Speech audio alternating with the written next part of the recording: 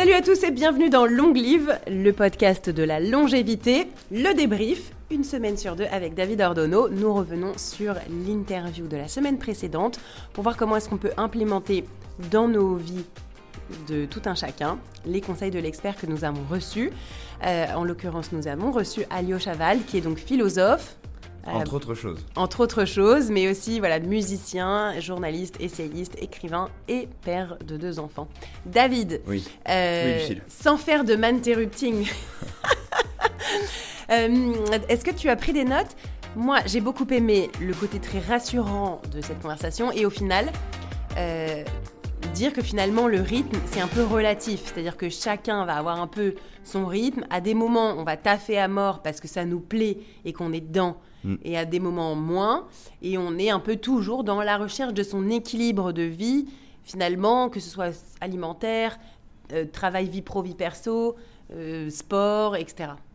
Ouais, je suis d'accord. Moi, il y a un truc que j'ai bien aimé qui recoupe ce que tu dis dans cet épisode, c'est que je trouve que vous avez...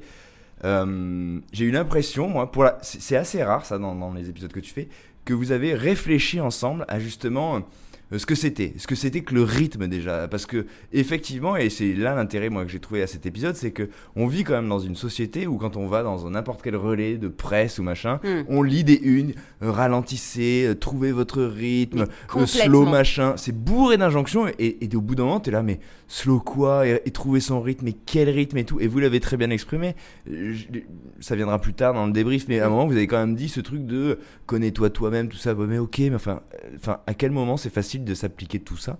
Et finalement ce que j'ai aimé, c'est ce que tu dis, c'est qu'il y avait une approche assez positive et vous avez réfléchi ensemble à ok, c'est quoi le rythme, qu'est-ce qu'on en fait, et surtout vous avez jamais été dans le truc de dire il faut faire comme ci, il faut faire comme ça, il faut prendre tel rythme, il n'y avait pas d'injonction. Et moi c'est ce qui m'a le plus surpris finalement, c'est que je m'attendais un peu à ce qu'on ait soyez comme si c'est ça que vous devez ressentir, et finalement pas du tout, c'était plutôt des moments de qualité. Exactement. Qu'on peut avoir au quotidien ou de façon hebdomadaire ou parfois plutôt même mensuelle, avec acceptation du bordel laconique permanent ou de la roue du hamster dans laquelle on est malgré tout un peu tous, parce que finalement c'est peut-être aussi un peu une condition de l'être humain. J'ai beaucoup aimé ça aussi, la condition de l'être humain qui est de s'inquiéter, d'avoir un peu d'anxiété. Donc de l'acceptation de ça avec des ponctuations plus ou moins longues, plus ou moins fortes, de moments de rythme, relation, de moments hyper agréables. Mais c'est exactement ce que tu dis en parlant de qualité, et c'est un mot qui est revenu souvent dans sa bouche et dans votre échange. Les moments de qualité. Exactement, non mais se dire que le rythme c'est une qualité, c'est quelque chose qui est subjectif, qui est relatif, qui s'apprécie différemment selon qu'on est telle ou telle personne et à quel moment on se trouve de notre existence. Tout à fait. Donc en fait, le principe de l'injonction du genre ralentissez, nani, nana, et toutes les images à la con qui vont avec, comme tu l'as dit en rigolant dans l'épisode en disant oui mais bon il y a plein de gens qui vont nous dire moi à ce moment là je vais élever des chefs dans le Larzac parce que c'est le grand, la grande métaphore un peu facile, le gros cliché. Mais en fait, ils sont injouables. Il n'y a aucune injonction sur le rythme qui est placable à tout le monde, en fait. Et ça, c'était chouette. Pour commencer, vous avez donc dit que le rythme, c'est la course, c'est la manière dont on court. Et on court tous différemment. Et il a expliqué ça. Et il a eu une phrase très nette qui dit un petit peu, justement, tout ce que vous avez exploré après. Mon idée, c'est que le temps... c'est pas du tout le rythme. Le rythme, c'est pas du tout le temps. Pour te donner un exemple simple, toi qui pratiques justement beaucoup la course, l'activité sportive, etc., on court pas au même rythme.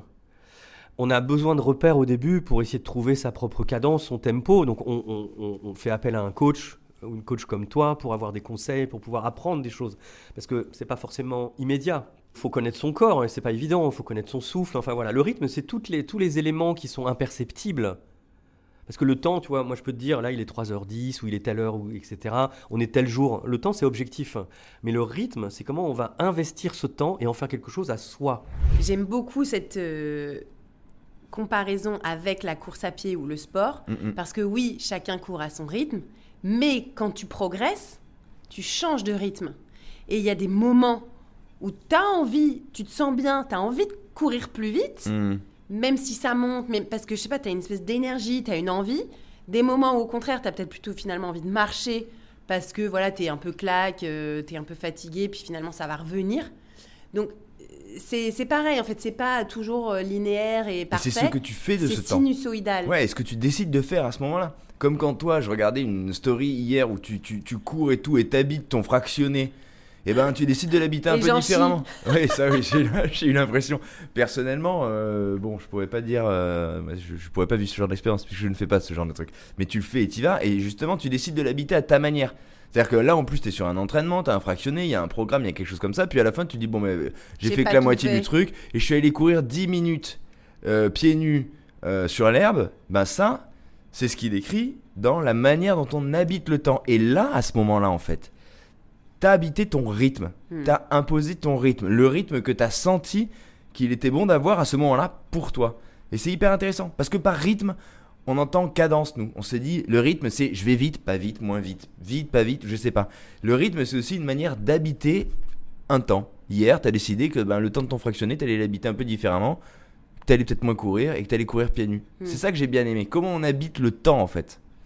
Et il y a aussi cette notion un peu de répétition. C'est-à-dire qu'il faut aussi accepter qu'on n'est pas tout le temps dans le bon rythme, donc il y a aussi de la répétition de contraintes, et avoir quand même ces répétitions de qualité. Que ce soit pas non plus qu'une seule fois dans l'année, quoi. Ouais. Il faut que quand même ça revienne souvent, ces moments de qualité, pour que on ait une appréciation du temps qui passe qui soit agréable et que sa vie nous apporte plaisir. Et ce que tu dis, le mot que tu as employé qui est important, c'est un truc sur lequel vous êtes venu très vite après, c'est la notion de contrainte. Et c'est ce que tu disais qui était assez déculpabilisante. En fait, il a dit très vite, des contraintes, on en a tous, elles sont nécessaires et de toute façon, on ne peut pas les éviter. Donc les temps de contraintes, et toi tu les évoquais par exemple avec le planning, emmener les enfants à l'école, faire ci, faire ça, le boulot, on a tous comme ça des choses qui s'imposent et qui créent du rythme ou de la cadence. Et lui, il a tout de suite dit, attendez, le mythe de en fait, moi ce soir je reste au lit, ça n'existe pas. Et puis c'est même pas souhaitable. Il y a cette phrase, moi, que vraiment, d'ailleurs, je l'ai répétée, mais c'est être libre, c'est être responsable. Ouais. On pourrait aussi Hyper dire, comme une phrase, moi, de Eliud Kipchoge, que j'aime beaucoup, qui est un marathonien kényan, qui dit la discipline, c'est la liberté. C'est un peu la même chose. Oui, c'est des choses qu'on croit a priori antinomiques, Exactement. alors que non en fait. Alors que finalement, par exemple, si tu t'astreins à quelque chose d'assez discipliné, finalement, ton temps, il est bien utilisé et c'est là que tu as même plus de liberté pour pouvoir faire ce que tu veux. Alors que si tu es tout le temps à courir derrière les choses sans forcément de discipline, tu te perds. Donc j'ai beaucoup aimé ça. La liberté, c'est la responsabilité. Ça veut dire qu'au contraire, voilà, si tu veux te sentir maître de ta vie, tu dois, quoi qu'il arrive, avoir certaines responsabilités et les accomplir et pour vivre correctement.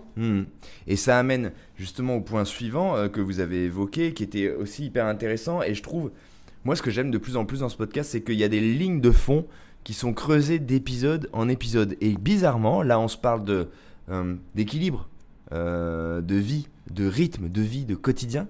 Et finalement, ça m'a fait penser à l'épisode que tu avais fait avec Boris Ancel sur la nutrition, en tout cas où on se parlait d'alimentation.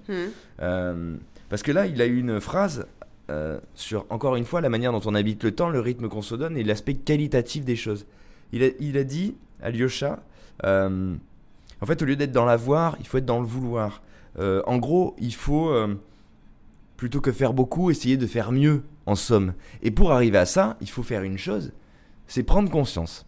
Et de la même manière que Boris Ancel pour l'alimentation disait, si vous voulez commencer à bien gérer, entre guillemets, votre rapport à la nourriture, commencez à penser à ce que vous êtes en train de faire quand vous consommez. Prenez conscience de ce que vous faites. Et lui, quelque part, il disait pareil là. Il disait, si vous voulez bien organiser votre temps, prenez conscience. Prenez conscience du nombre de fois où vous décrochez votre téléphone. Est-ce que vous avez besoin de répondre à ce mail à 23h ? Est-ce que vous avez besoin de checker votre Insta ? C'est ça qui crée en fait une cadence infernale qui fait, et t'en parles souvent, qu'on ne relâche pas. Et la prise de conscience, de la même manière que est-ce que j'ai besoin d'acheter, vous avez aussi beaucoup parlé de consommation. Est-ce que j'ai besoin d'acheter ça ? Est-ce que j'ai besoin de courir pour aller vivre ce truc ? Commencer par se demander où on en est et ce qu'on fait, c'est la base. Moi, ce qui m'a énormément aidé pour pouvoir prendre conscience, que ce soit alimentaire, choix personnel, de tes comportements, de consommation, c'est la méditation. Ah oui. Vraiment, c'est de reprendre conscience de comment je respire. Voilà. En fait, juste de se concentrer sur sa respiration, ça paraît bizarre, En même temps, personne ne peut le voir. Même si tu es dans un magasin en train de regarder les fringues et d'en prendre un, machin, tu peux juste respirer 3 fois, personne ne va te trouver bizarre. Voilà, tu respires, tu te reconnectes à ta respiration et tu acceptes que tu as un flot de pensée en prenant ce recul. Et ça m'aide vraiment au quotidien à avoir beaucoup plus de recul sur ce que je suis, sur l'acceptation des choses comme elles sont, sur ma place. Je trouve que vraiment, c'est une aide au quotidien. J'ai pas demandé d'ailleurs à Alyosha s'il méditait. Ouais. J'aurais peut-être dû. Bah, c'est la définition de la méditation, c'est exactement ce que tu décris, c'est de se dire à un moment je vais me recentrer et je vais justement m'extraire de ce flot de pensée, donc de sollicitation qui va continuer en parallèle. Mais moi je vais m'en extraire. Et donc forcément après tu es beaucoup plus conscient des choses parce que tu as fait un focus en fait et ton esprit il est plus aiguisé. Quand tu reviens au monde réel après une séance de méditation, t'es beaucoup plus sharp, tu vois tout, c'est beaucoup plus aiguisé en fait. Après une séance de méditation, par exemple, moi je médite, c'est 10 minutes. Ouais. Tu vois, c'est pas forcément Oui, des ça peut être séances 5 comme minutes, ça. c'est juste, hop, tu prends ce recul, tu te rends compte que Et tu te t'es concentres toujours sur quelque dans un chose. flot de pensée. C'est pas t'arrêter de penser, c'est se rendre compte que tu es dans ce flot en prenant un peu de recul. Déjà, rien que ça te permet vraiment d'être beaucoup plus en conscience de ce que tu fais, te sentir beaucoup moins happé par tout ce qu'on te présente au quotidien. Et ça aide énormément. Et vous avez parlé de quelque chose qui est lié à tout ça, parce qu'en fait, tous ces sujets, c'est notre quotidien, ils sont tous un petit peu cousins. Vous avez dit des phrases comme mais la sollicitation par la consommation, par exemple, et on peut parler de consommation culturelle aussi, d'événements. Vous avez parlé d'événements, de soirées. Et c'est vrai qu'il y a mais t'as pas vu ça, t'as pas vu cette série, t'as pas fait ça, t'as pas fait truc. Tu peux pas te faire. Et il y a un mot, par exemple, qui est assez récent et qui a été très utilisé dans le langage courant ces dernières années, qui est le FOMO. Fear of missing out. Exactement, la peur de rater quelque chose. Et ça, c'est quelque chose qui anime énormément les gens aujourd'hui. J'étais pas à telle soirée, j'ai pas vu tel truc. Et ça, c'est une espèce de petite charge continue qui se dit il faut être disponible, il faut être là, il faut avoir vu ça, il faut avoir machin, il faut avoir été à telle soirée. Et ça, c'est un épuisement aussi. Et ça crée un rythme, un faux rythme en l'occurrence. Après, c'est comme un peu dans le sport, il y aura toujours plus.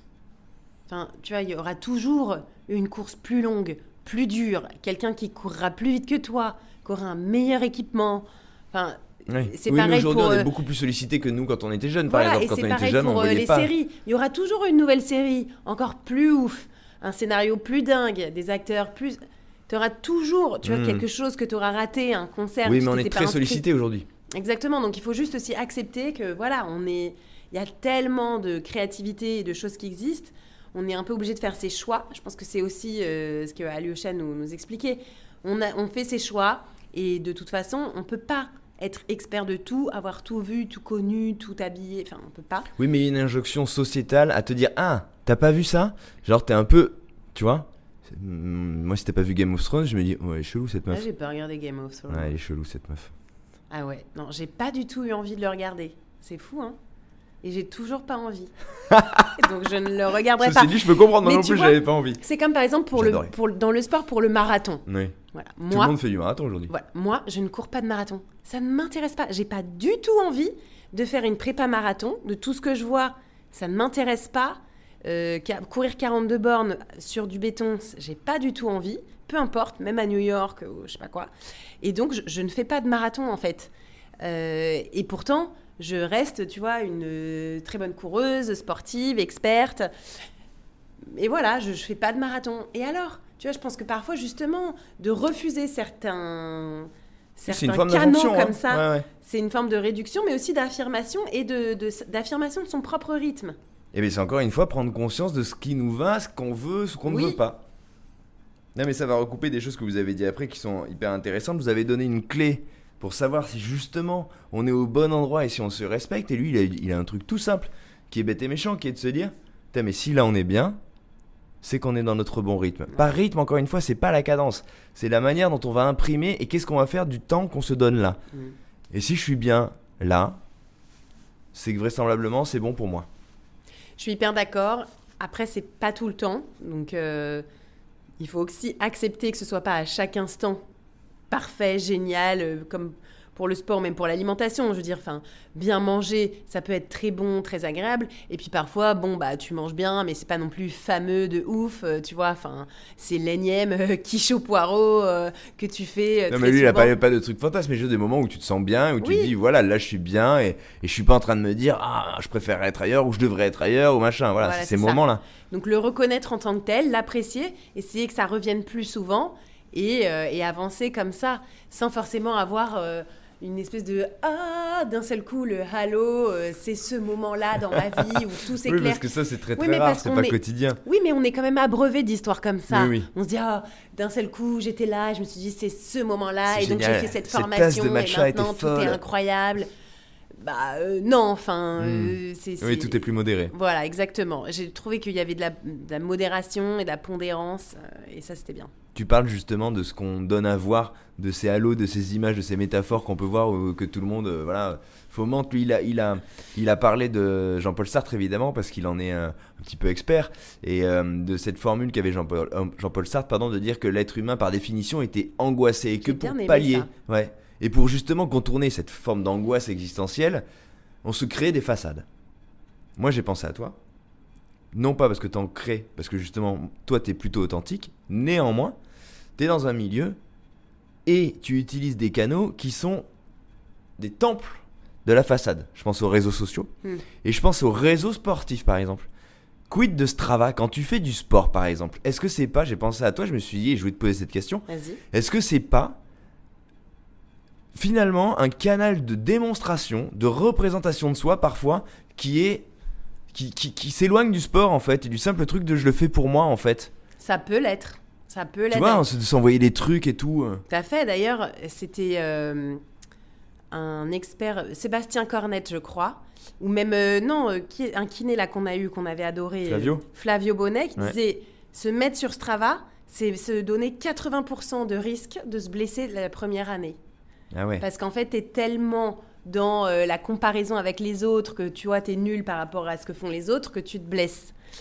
Donc, bien sûr que Strava, c'est typiquement les applications comme ça sportives peuvent être une Pour usine. ceux qui connaissent pas, donc on met nos performances et c'est un réseau, donc tu peux voir combien j'ai couru, donc ça te fout un peu la presse. Tout à fait.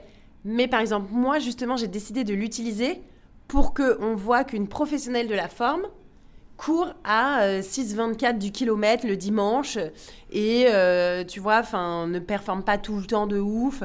Moi, je l'utilise vraiment comme ça et plutôt pour montrer la régularité. Tu vois, genre l'énième séance de natation du mois, un peu toujours la même séance, 2 fois la muscu dans la semaine. Vraiment montrer, tu vois, cette espèce de régularité absolue. Ouais. Plus que finalement dinguerie, voilà, léger jogging à 4,15 du kilomètre.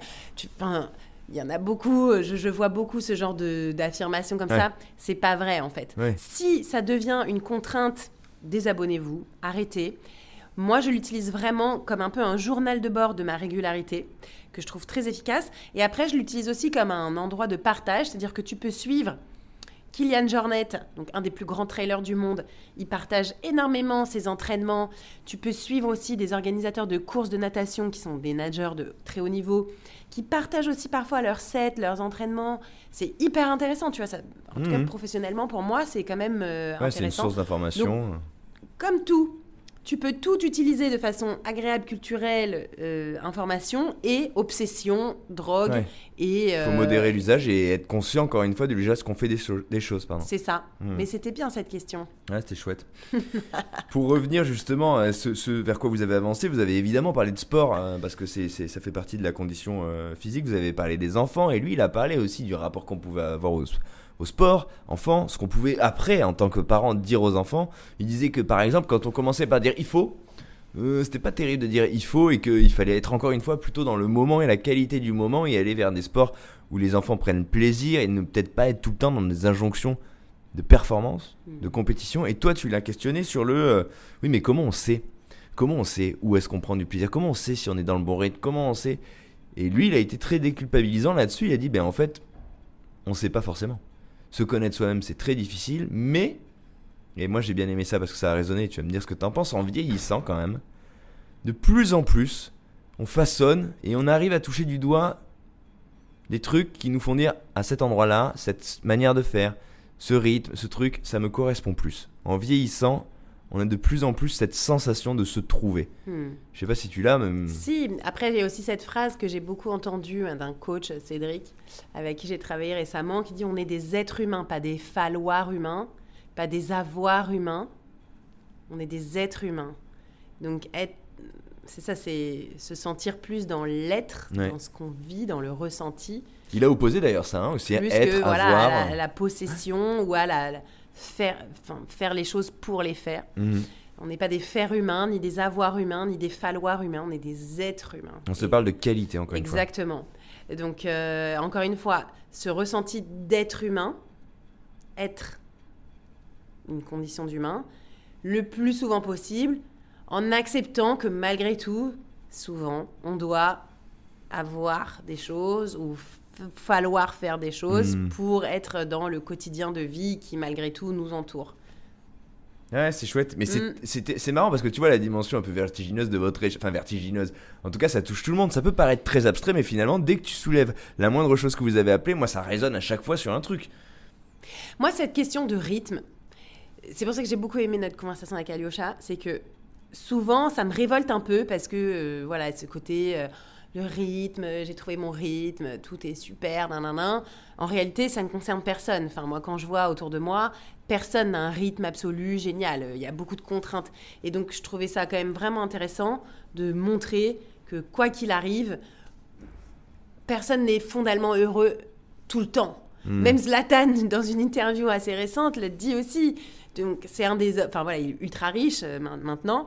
Et il dit, voilà, qu'est-ce que c'est que le bonheur ? C'est pas l'argent, c'est des petits moments. Hein, et Alyosha nous faisait l'exemple de Marlon Brando, plus old school, qui avait acheté son île déserte, soi-disant fabuleuse. Au final, c'est pas ça qui le rendait heureux. Donc, je pense qu'il faut aussi arrêter de tout le temps montrer comme ça des trucs incroyables. Ça n'existe pas. Je veux dire, même l'homme le plus riche du monde est une personne malheureuse.